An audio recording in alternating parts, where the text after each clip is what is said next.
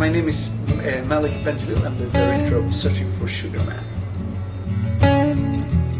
I found a story in 2006 when I was traveling around Africa and South America looking for stories. I was scouting with a camera and I found a few good ones before, like in Ethiopia and Mexico and stuff. And then I went to Cape Town, and Steven Sugar Seegerman, who was a character of this film, told me this story. And I was like, wow, this is the best story I ever heard in my life, and I'm probably ever gonna hear. It was like a screenwriter had written the perfect script, or even if it was a script, it wouldn't be believable because it was too good. And all this had happened, and it was all true, and I was thrilled when I heard the story.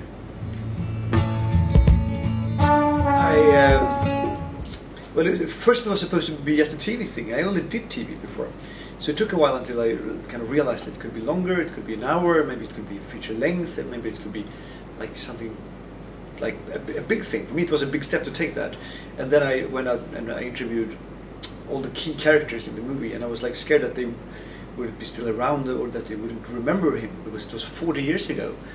And I called them and they were all like, please, just come here, I need to tell this story. And no one has asked me about this story for 40 years because, you know, in America no one cared. And they didn't know about South Africa.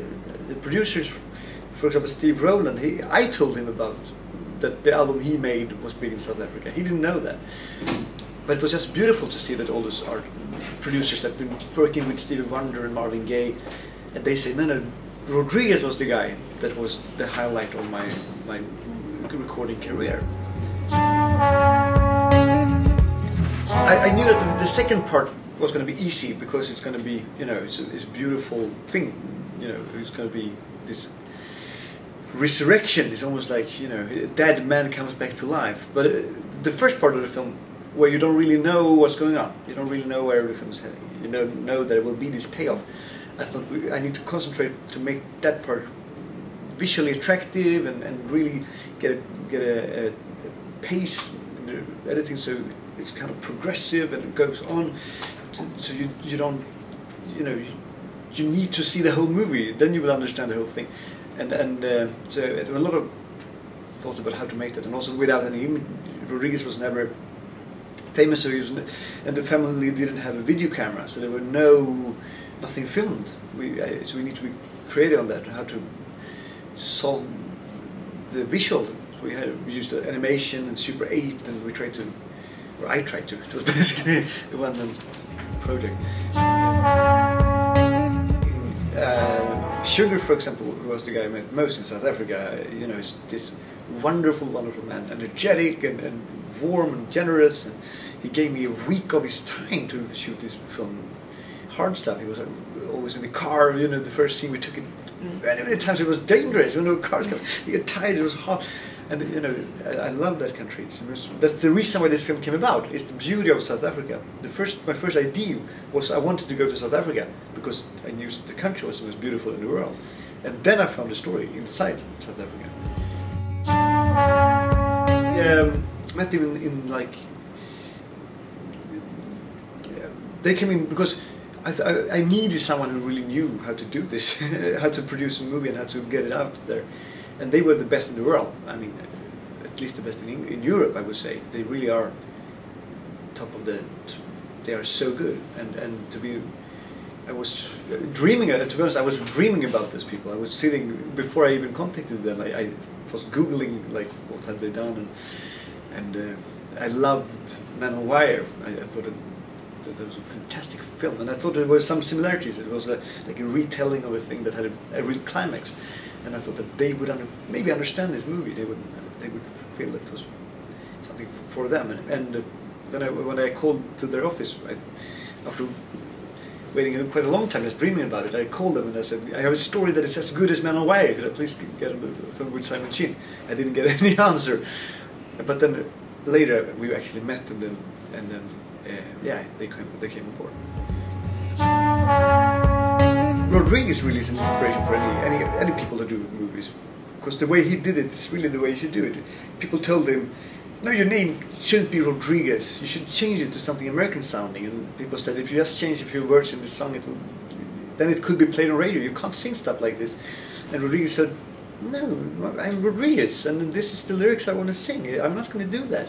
And everyone said, that's the reason why you're going to fail. And then he failed, and then everyone thought I was right. If he only had listened to me, he would have had a career. But now, 30 years later, it's proven that it's completely the other way around. The reason why he's so popular in South Africa, why people really love him, not just like him, they love him, is because of this, that he kept his integrity. Every single word he sings is his words. You feel it. It's so easy to touch that what he sings is true and real, and it's his voice. And you should do that. You should do it that way. If you otherwise, there's no point in doing any kind of art if you do someone else's business. It's your art. It's your baby. It should be. It's amazing. It's fantastic. It's really overwhelming. You know, everything's like turning the whole. Rodriguez never in America. Rodriguez never performed for more than like 300 people. Now it's going to be on David Letterman. It's going to be millions who see him and hear him. And since those albums are that good, I mean, I really believe that this could be like a Nick Drake, for example. Nick Drake was famous when he was alive, and now everyone knows him. Why? Because the songs were that good. It's the same here. The songs are that good.